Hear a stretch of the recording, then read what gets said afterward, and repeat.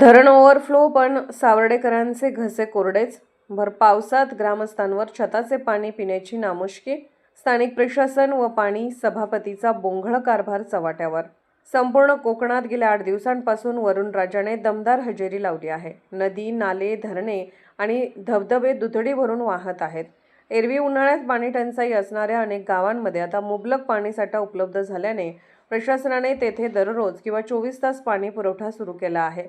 मात्र या सुखाच्या चित्राला सावर्डे तालुका चिपळूण परिसराने मोठा छेद दिला आहे.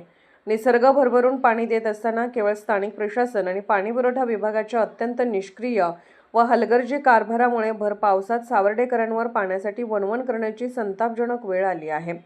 छताचे पाणी साठवण्याची लाजिरवाणी वेळ. गेल्या 4-5 दिवसांपासून सावर्डे शहरात पाण्याचा एक थेंबही आलेला नाही.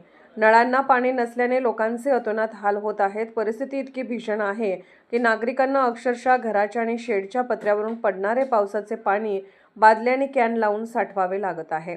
पावसाळ्यात मुबलक पाणी असताना नागरिकांना अशा प्रकारे उघड्यावरचे पाणी साठवावे लागणे हे स्थानिक प्रशासनासाठी अत्यंत लाजिरवाणे आहे. नेहमीचाच रटाळ बहाणा. पाईपलाईन फुटली आहे.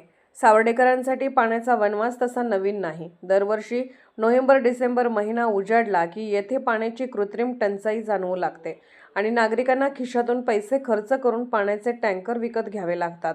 उन्हाळ्यात टँकरसाठी पाणी मिळते, पण आता धो-धो पाऊस पडत असताना नळाला पाणी का येत नाही, असे सवाल नागरिक करत आहेत. यावर पाणीपुरवठा विभागाच्या कर्मचाऱ्यांना विचारणा केली असता मेन लाईन फुटली आहे, दुरुस्तीचे काम चालू आहे असे ठरलेले आणि अत्यंत बेजबाबदार उत्तर दिले जाते. प्रशासनाची ही पाईपलाईन नेमकी एवढ्या वेळा फुटतेच कशी, असा संतप्त सवाल आता जनता विचारत आहे.